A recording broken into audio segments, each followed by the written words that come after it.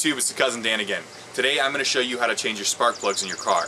Now I'm going to use a 1998 Toyota Corolla, but it's pretty much the same concept and the same procedure for every vehicle that's out there. Some of them maybe will have the spark plugs hidden by an intake manifold or something else, but that's just going to make things more difficult in the process. But once you get down to the plugs, it's always the same. So here's how you do it. Okay, so you basically only need one tool, and that is either a 5/8 or a 13/16, depending on your car. This one is a 5/8.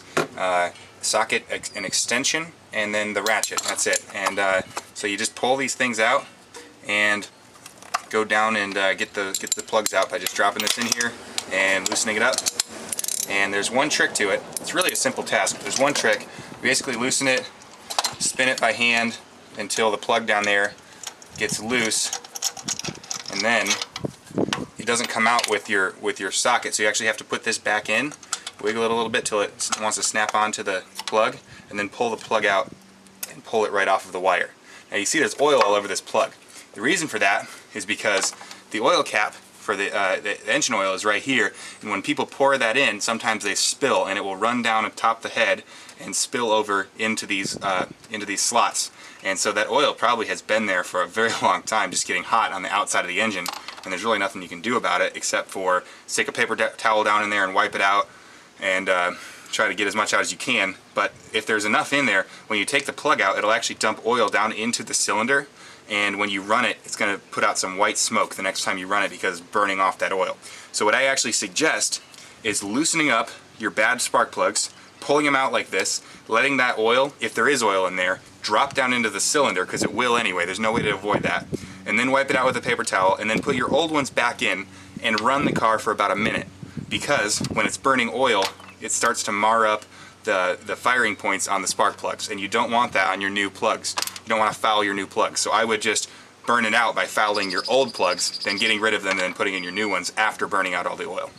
I already have put the old plugs back in here after taking them out and letting the oil fall into the cylinder. And so we're going to put this all back together for about a minute. I'm going to start the engine and let the white smoke burn out, and then we will put in the new plugs.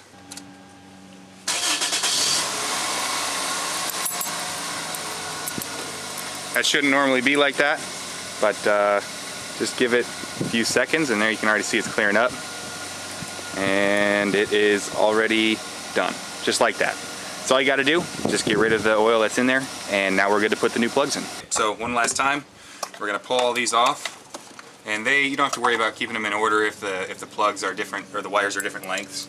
They only go on one way. If they're not, then you got to worry about it, but that's unlikely. So I'm just going to loosen all these ones with the ratchet, and then I'm going to do it by hand the rest of the way just because it's faster. And then we're going to put the new ones in. Oftentimes, new plugs will actually come, let me get those all the way loose. Oftentimes new plugs will come with a washer that's just separate in its little container. And so you want to make sure that you get that on there. You don't want to forget that. And then sometimes the heads of them right here will actually be separated from the plug. This one's not, but if they are, you want to make sure you put those on too, because there are two different ways that boots generally attach to these things, and you don't want to get that wrong because it won't work at all. So you use the boot, click it in, pull the old plug out, put your washer on there, just like that, drop it in, but try to feed it in softly so it doesn't ding up the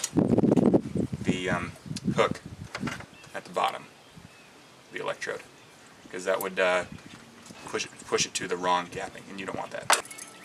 These plugs have preset gaps for this car, but if they don't, you would use a gapping tool like this, and you can see there are markings around the outside, and you would slide that into the middle, and then work it up to the right gap, and then put it in.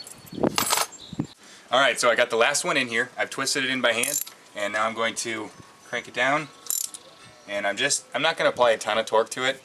Honestly, you should use a torque wrench, but I've done this enough times I know what it's supposed to feel like.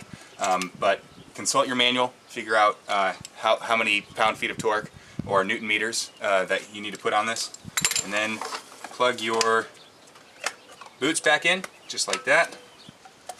And make sure the wires don't interfere with any moving parts. Usually they have little channels that they run in like this does.